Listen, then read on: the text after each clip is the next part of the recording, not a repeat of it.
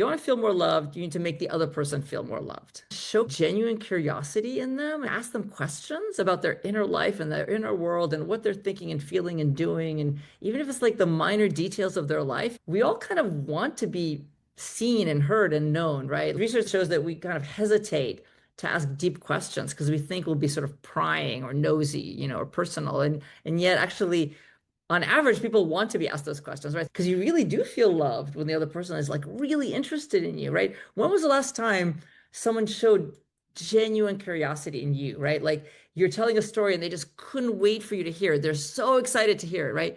It's actually pretty rare. Welcome to the Evolving with Gratitude podcast. I'm your host, Lainey Rao. I'm an author and speaker, and I'm here to help you optimize happiness, relationships, and performance. We chase happiness through achievement, through better circumstances, through checking the right boxes. But what if happiness hinges on something quieter and more relational than any of that? Dr. Sonja Lyubomirsky has spent 36 years as a happiness scientist, pioneering research on gratitude, kindness, optimism, and human flourishing. Her latest book, How to Feel Loved, written with relationship scientist Harry Reese, distills a finding that emerged across decades of research. As Sonja puts it, almost everything we do to become happier works because it helps us feel more connected and loved. The key to happiness, it turns out, is not just being loved, it's feeling love. Here's Sonja. Welcome, Sonja, and thank you for giving me permission to call you Sonja. So happy for you to be here. Happy to be here, and I love having these conversations. Actually, my research is about how conversations make people happy, so it's all very related. Your work is very important to me. I have followed it for a very long time. I can't wait to get into so many of the things. And in particular, let's start it off with the very latest. I have a copy of it right here for those who are watching, How to Feel Loved. And I'd just love to hear from you, why this book, your first co-author book, by the way. So tell us how this all got started. Yeah, I guess I'll start with happiness interventions, which is what I've been doing for the last 27 years. I've been a happiness scientist for 36 years. And so in 1998, my lab pioneered what we call happiness interventions, which are basically like clinical trials, but instead of testing, a medication or a vaccine, we're testing a happiness practice like gratitude. You're interested in gratitude. So for example, we've done tons of studies where we randomly assign some people to write gratitude letters. Other people might write other kinds of letters or do something neutral, right? And then we see who gets happier. And so what I found after all these years of doing these interventions on gratitude, on kindness, acting social, being optimistic, is that almost all of the interventions that work to make us happier, the reason they work is they make us feel more connected to and loved by others, right? So when I write a gratitude letter to my mom, it makes me feel more loved by her, right? When I do an act of kindness for a colleague, it makes me feel closer to that colleague, right? And so really, it sounds like a cliche, and it is kind of a cliche, right? That the key to happiness is feeling connected and loved. Yeah. And then I started talking to Harry Reese, who's my co-author, and he's a prominent relationship scientist for decades. I think he's been studying it for 49 years. And then we realized, happiness scientists and love scientists don't really talk to each other very much, and we should talk to each other more. And this is where the idea for this book came from. And it really took us 7 years to write it and finally it all kind of clicked, right? So this idea of the key to happiness is feeling loved. And this is what we can do to feel more loved in our lives. So yeah, that's where it started. I think it's beautiful, this connection between happiness. Well, I just said the word connection. Now I'm going to say it again, happiness and connection. And I do see that as such a thread throughout your work is, yes, happiness, but happiness through connection. And so this is a very natural reason to have a co-author, as someone who focuses on relationships just like you do. Yeah, and I gave my first main stage TED talk recently, and I have a slide my daughter helped me create, and basically it says, I realized that to become a better happiness scientist, I had to become a love scientist, right? So really to study love and get feeling loved, right? Because a lot of us are loved, but we don't necessarily feel loved, right? So that's one of the sort of themes in the book is sort of how to feel more loved. And it all involves lots of strategies that we've been studying, as happiness researchers. And to be explicit, this book is not just about romantic love, Oh, correct? absolutely. Well, yeah, yeah. I should make it very, very clear. Yeah, it's I mean, there's a heart on the cover. But it's we define love very broadly, right? So love is sort of this bonded, warm feelings, that you have with someone that whom you wish to be happy and with whom your goals are often intertwined. And so this could be love with of a colleague. Actually, we don't use the word love often enough, I think, in the workplace. Love, we could have love in the workplace, love of our, of course, family members, friends. I tell my friends I love them all the time. In fact, my kids often get confused because I'll be on the phone and I'll be like, I love you so much. And they're like, Mom, who are you talking to? I'm like, oh, I'm talking to my friend so and so. So yeah, we define love very broadly. I think it is a very powerful concept, the idea of actually expressing love in the workplace. And because we feel like we're so constrained, like, what if HR gets involved? I mean, but Yeah, yeah, right. as I've gotten older, I've started saying it more to my friends. I love Mhm. you. Okay, Mhm. love you. And just Yeah. really trying to be less stingy with it because I don't know why I'm holding back on it. It's Exactly. I actually had an experience just recently because a lot of my friends, we say I love you to each other all the time, but then I have other friends who I haven't really done that with. Maybe they're kind of more professional colleagues. And then I had a friend, we had this great dinner, and then she was leaving, and I thought, like, I'm gonna say I love you. And I remember even like hesitating, like in my mind, thinking, should I go for it? And I did. And then she looked at me and she said, I love you too. And it was just a beautiful moment. And yeah, it just makes me think. I think people want to hear. There's actually a lot of research like this, where like we kind of hesitate to do a lot of things. My favorite is about compliments. That you know, most of the time, what is it? Something like, most of the time, but we think of a compliment to give, we don't actually give it. yeah. And we think, oh, maybe it'll be a little bit awkward or uncomfortable. And yet people love compliments, right? Especially, I mean, authentic compliments, of course.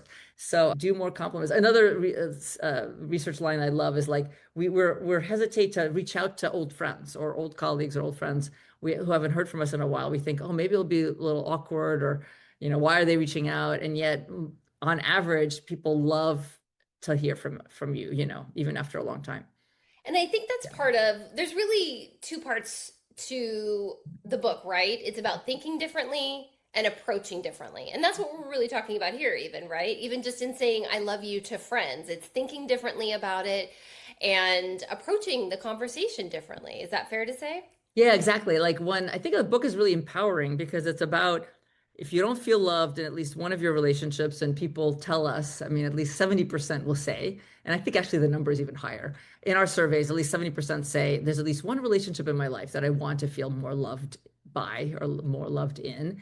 But people think, oh, like, how do I do that? Like, it seems very hard, right? Like, do I make myself more lovable, right? Maybe I need to sort of show the other person how wonderful I am? Or do I need to change the other person somehow, like get them to love me more?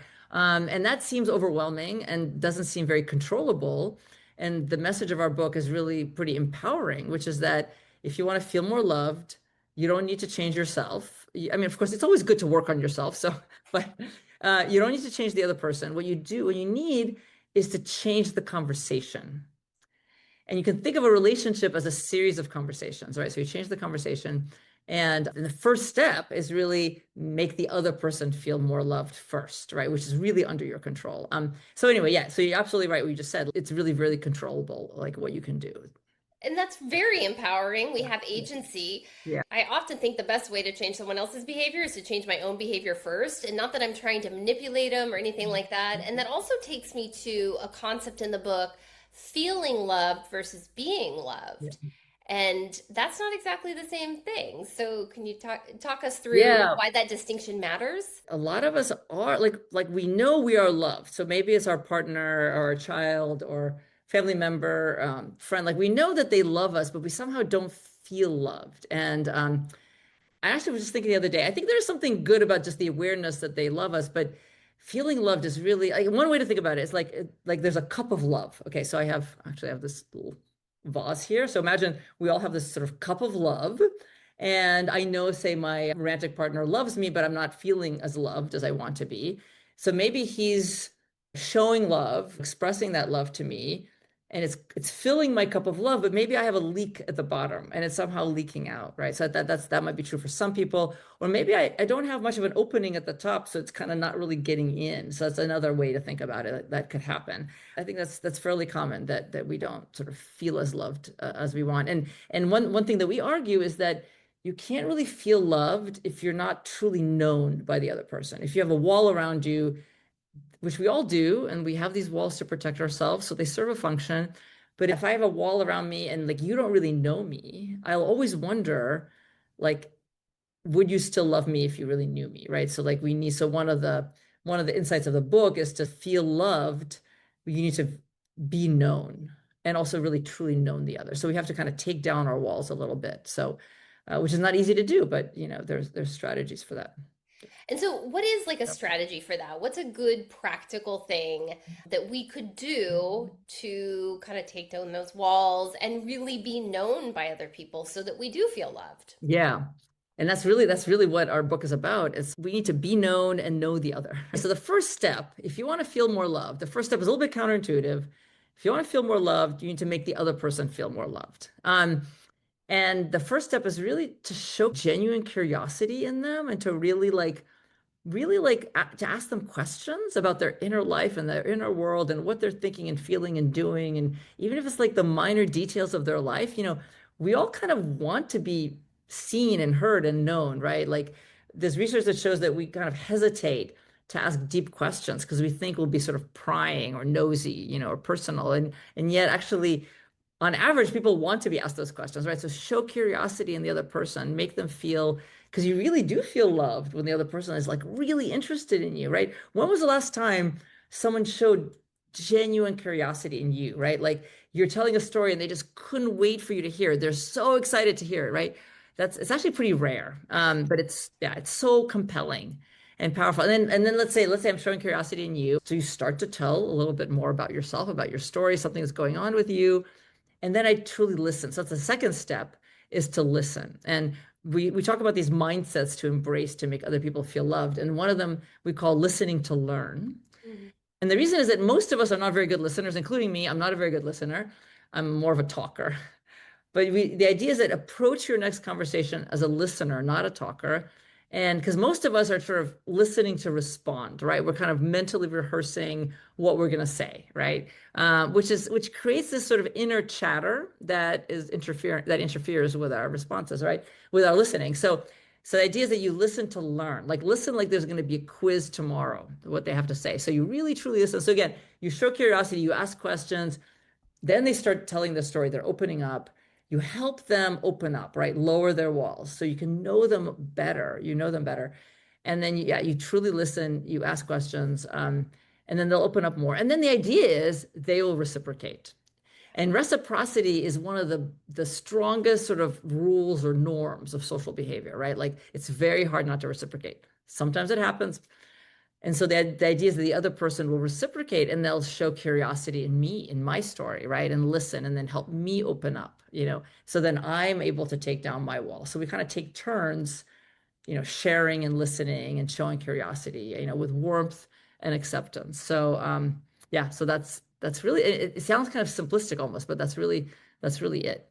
Well, maybe simplistic, but not intuitive. Mhm. Like, or at least not natural. It's Yeah. it's not something we do by default. At times it's part of the social contract, but you're talking about deeper than just the social Deeper. contract.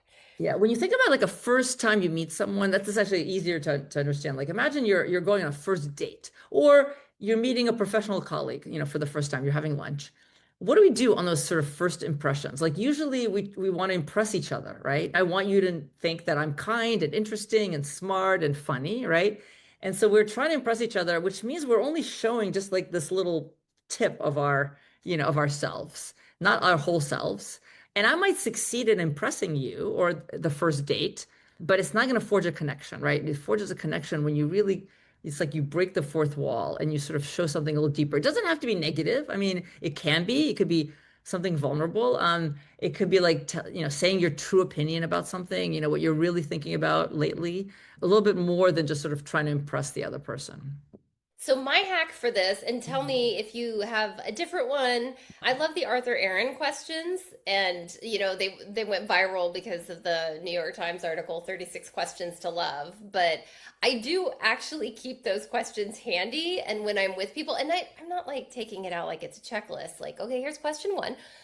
But those questions were designed to get, a little bit beneath the surface, and they so is there a tool that you recommend? Yeah, by the way, and I think asking questions, in fact, my lab is going to do some studies on question asking. I think asking questions is so important. I think it's sort of underestimated. And of course, you don't want to ask questions like you're an interrogator, right? Yeah. Like you're just doing an interview, but and there has to be sort of this back and forth, but we don't ask enough, right? Like deep questions. And the pace has to be right. And those Art Aaron questions, they're paced just right, right? You start small. Um, and my favorite tool is actually a card, all these card decks now you can buy. And but I don't represent them, I don't make money from them or anything, but I just love them. They're Yeah. called The And, like AND, and they have them for strangers, for closed ones, and the questions are so good. So actually when I give talks I will often show some of them, and I mean, and there are things like, I mean, some of them are like, what's the best failure you've ever had, kind of a failure you've Hmm. gone through, or like what family member really surprised you this year, I remember, is one of them. And actually the most vulnerable question for like couples or people who know each other well, this is an amazing question. It's, ask me something that you're afraid to ask me. Ooh, that goes deep fast, doesn't Isn't it? that amazing? I mean, obviously that would be like the last one, and Yeah, yeah, yeah. but like amazing, isn't that? Or like, what do you really think of me? I Mm, mean, or what do you think other people think of? Like, just, what are three words that other people might use to describe me? Anyway, so there's lots of questions that they go from like, less deep to deeper. I think asking questions, again, it's really important because it gets you talking. Again, at the right pace, we have to read the room, right? We uh-huh. have to have some emotional intelligence, which is hard to teach, right? It's like you have to gauge the other person, how, where are they? Are they going to be revealing something, Or and when you're sharing too, gauge their curiosity, like, because sometimes you're sharing and they're just like, they look like they're listening, but they're not really interested, right? And so we have to use our emotional intelligence, constantly work on your emotional intelligence, I guess I would say to everyone.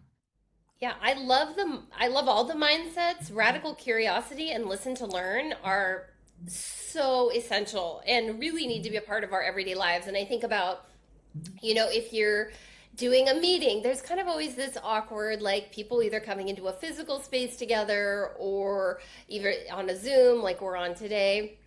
If there's like a question that people can respond to in the chat or that they can just kind of have a little, so they're not like, oh, cold weather today, huh? Like, I mean, we're just all so tired of that kind of simple.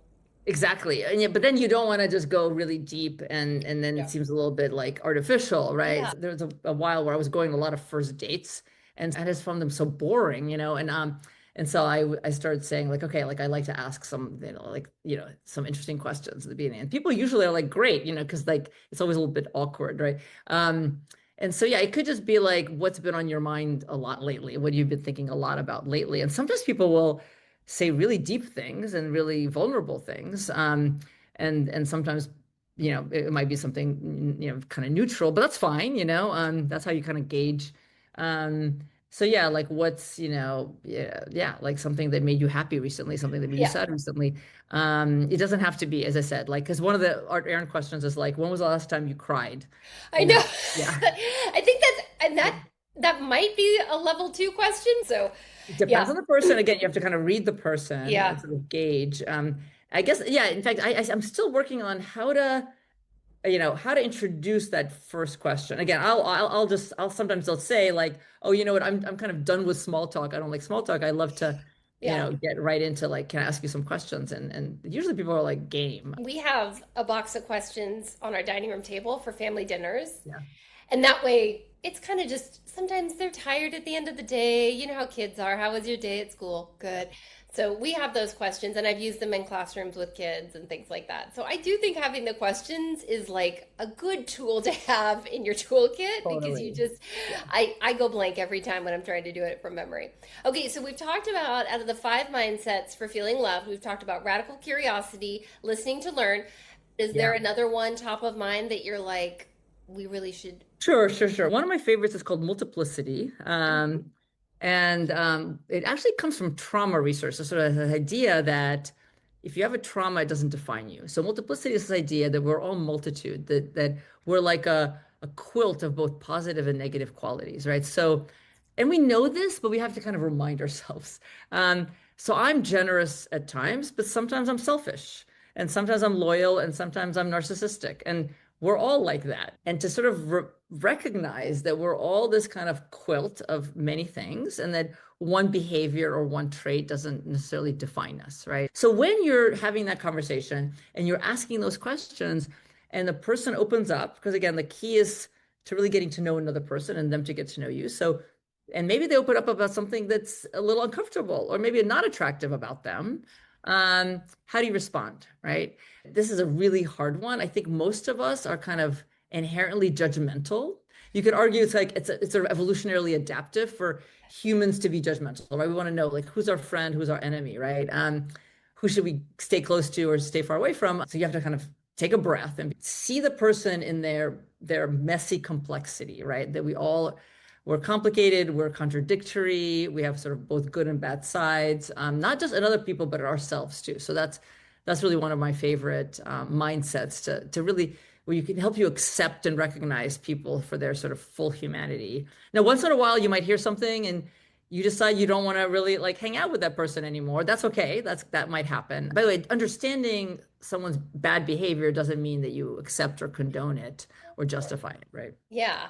But Yeah. that appreciation that we're all unique and dynamic, that we ourselves are unique and dynamic, and that others are unique and dynamic, I think helps us get away from that. Well, they're just bad or they're just good, right? Yeah, So we exactly. need That that. black and white thinking. Yeah. It really helps. I feel like as I get older, it's easier for me to be. It's so funny, actually. One of my daughters was just telling me the other day, she's like, "Mom, you're so judgmental." I'm like, really? Like, I feel like I'm actually a lot less judgmental than, with age or than some other people, but I guess she was seeing something.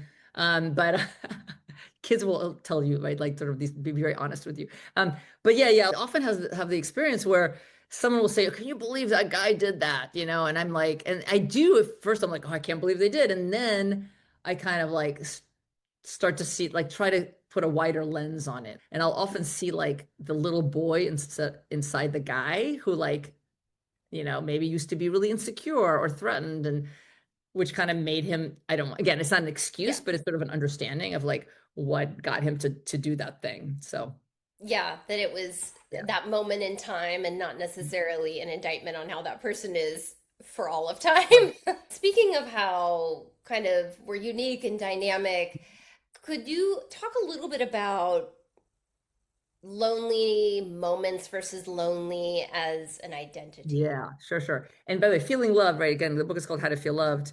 I think it's very much related to loneliness, like not feeling loved. So I think you could even argue that that's kind of a core characteristic of people who are lonely is they're not feeling loved. And but the point we make in the book, well, a couple of points. One is that loneliness, a feeling of loneliness is a signal, right? That like a social bond needs to be repaired. And it's a really important evolutionarily adaptive signal. You can imagine, in our ancestral times, right? If you're lonely, you might die actually. Like you may Yeah. not survive, right? You don't have the alliance or the tribe to help you. You might not mate and reproduce.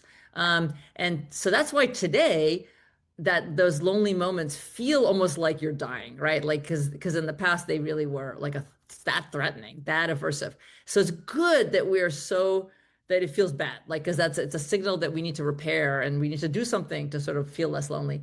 But and so that's one point we make, and the second point we make in the book is that like to think about loneliness or not feeling loved as a moment, as something that's fleeting in time, is like to redefine it as like I'm having a lonely moment right now, right? Like I'm not feeling loved right now, right this moment. I am not feeling loved. That's okay. So, and then it's really, I think it's important to state it that way and to think of it as like, this is a moment and that could change. And maybe in another moment, I might feel more loved. I might feel less lonely. As opposed to defining it in yourself as like, I'm a lonely person. I'm the kind of person who doesn't feel loved because then it's part of your identity. Then it's something that's sort of permanent. It's something that's sort of everywhere. So I really like that kind of reconceptualization.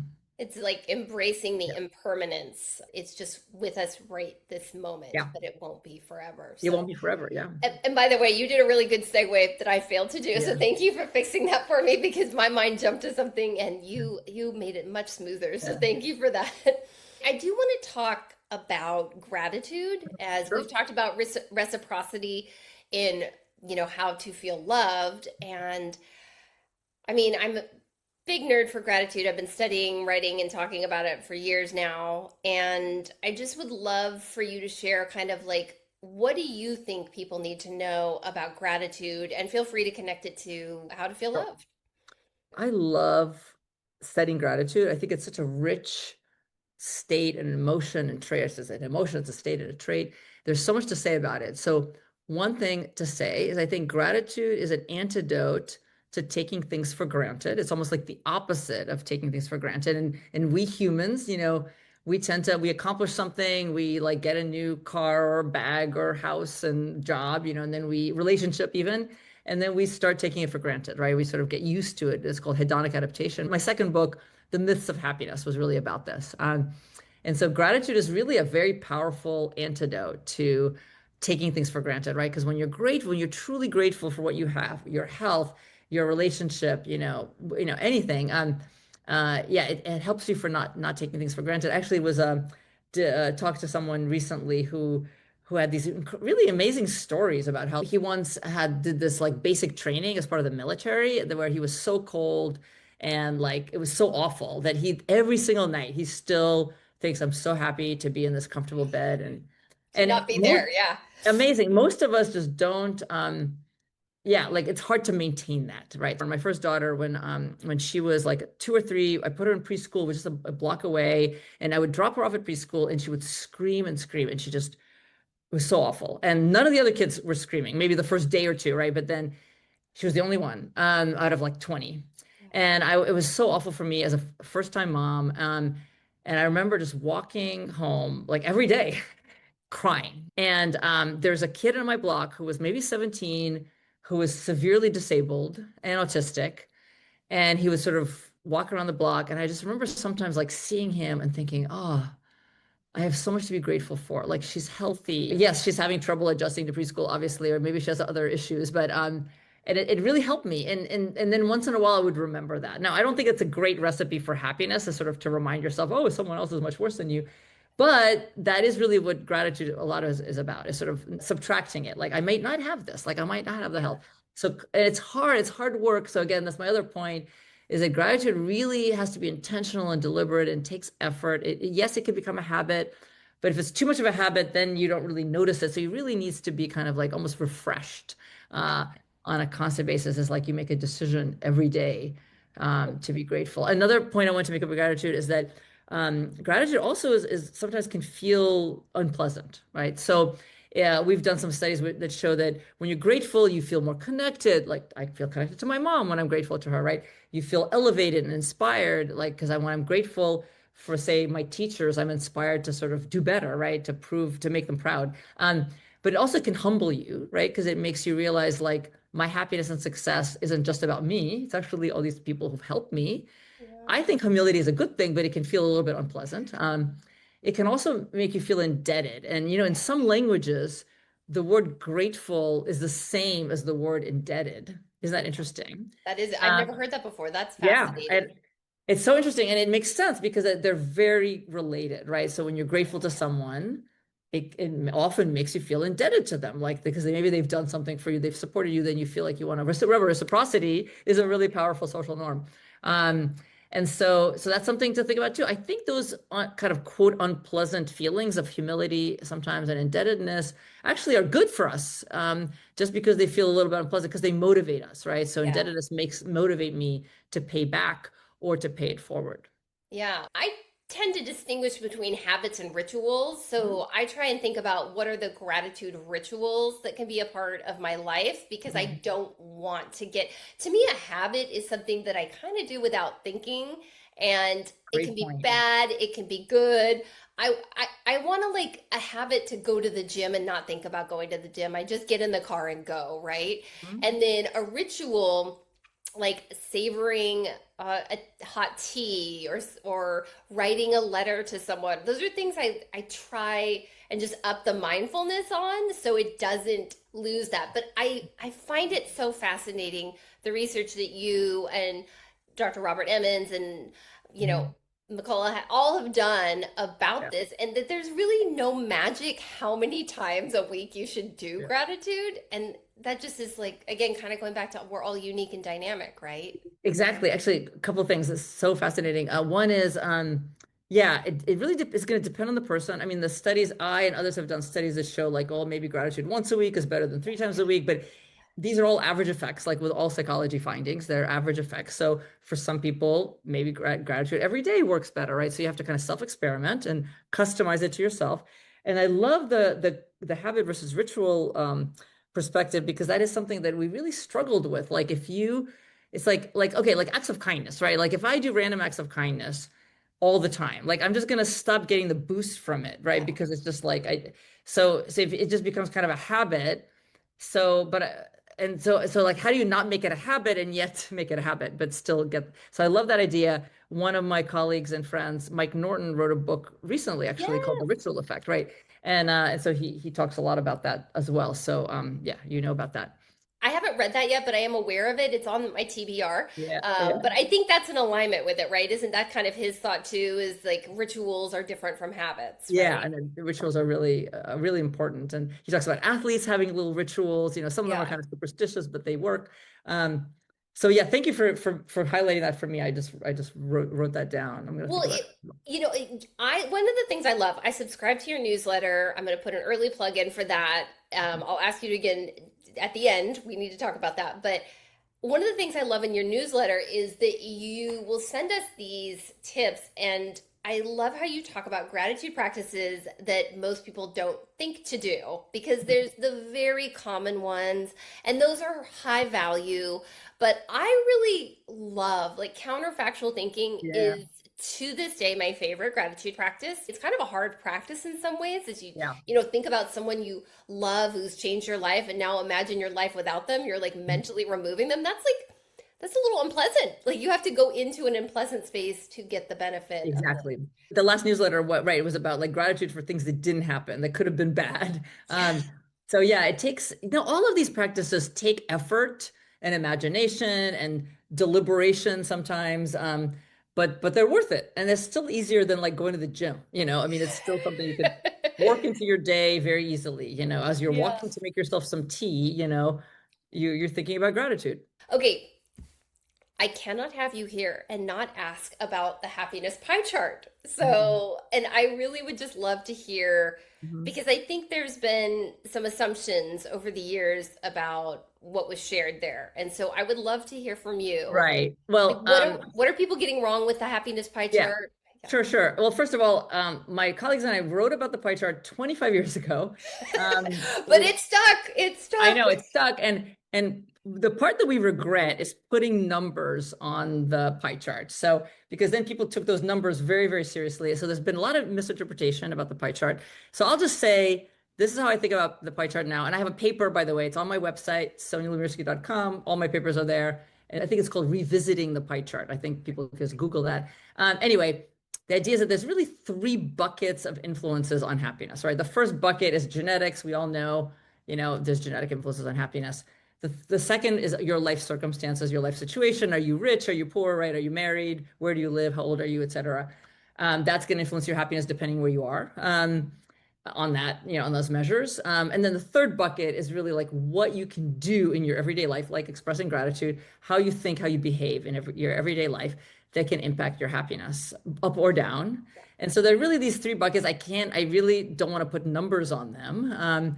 But I think it makes sense. Like those are sort of the three major influences on happiness. Almost anything you could put into one of these buckets. Well, I mean, people like certainty, right? So people like a nice clean pie chart, Yeah. and it's like half of it I can rage text my parents about because it's genetics. I think what people also really liked about that, and I would just love to know, no numbers attached necessarily, but it's like that circumstance was actually a pretty small part of it. Does that hold It up is regardless of, if your circumstances are comfortable, okay, then your life circumstances are smaller than you think. Because most people think like, oh, and that's what my book, The Myths of Happiness, is about.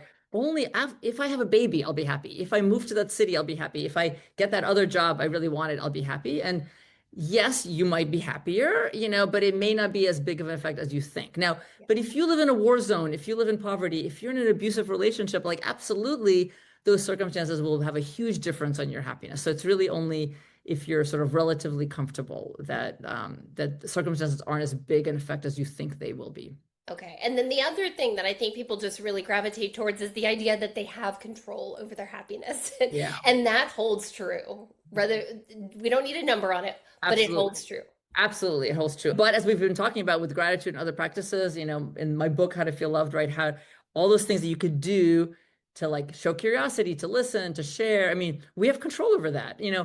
It's not easy. Again, just like if you want to be fit and lose weight, you have to go, change your diet, go to the gym, lift weights, whatever. It's not easy. It takes effort, it takes energy, but that's true for almost any domain of life. But yes, absolutely, we have control over those things. Okay, amazing. Thank you so much for being generous with that question. I'd love to know if there is anything that you haven't had a chance to share yet, or you can't share it enough. I call this the shout it from the rooftop question. Like if Yeah. there was only one thing you could share with people, and it could be something you've already shared with us today, Yeah. but it's like that important you want to say it again. A lot Yeah. of pressure, sorry. Sure. Well, the key to happiness is feeling connected and loved. My number one tip, if you were going to be happier today, go have a conversation with someone. Make it a deeper conversation. And then, what I shared before is that it's under your control. If you want to feel more loved, it's not about changing yourself. It's not about changing the other person. It's about changing the conversation or the series of conversations you're going to have with that other person. So yeah, those are kind of I guess, the takeaways. That was amazing. That was perfect. Now, I know people are going to want to grab a copy of How to Feel Loved, and I have my copy right here, giving it a hug. How can people stay in touch with you beyond grabbing a copy of the book? Great. Hopefully you can post this. The website for the book is called howtofeelloved.com. So it's very easy to remember, howtofeelloved.com. I also have a quiz that will tell you which is your strongest mindset, which is the mindset most needed of improvement.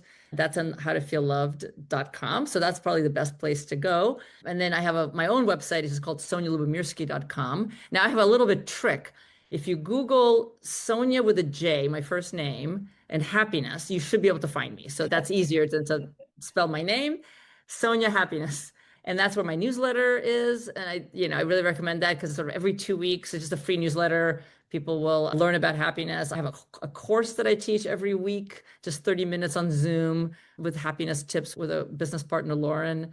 So yeah, there's a lot you can learn from these websites. I hope people will discover them. I am a subscriber. I recommend other people subscribe. I'm always happy, pun intended, I guess, when I get your email in my inbox. So people, please, friends, please connect. And I will be sure, by the way, to hyperlink everything in the show notes, make it easier for people to find all the great stuff you've put out there. So Sonja, I so appreciate this time. You have made my day, my week, my year. Like, this was so fun for me. Thank you very much. So sweet of you to say, Lainey. Yeah, thank you so much. Thank you all for listening. If you're grateful for this episode, please be sure to subscribe today. And if you're feeling really thankful, please submit a review and share with others so they know the value. One last thing, please connect on social media using the hashtag evolvingwithgratitude to share your gratitude stories.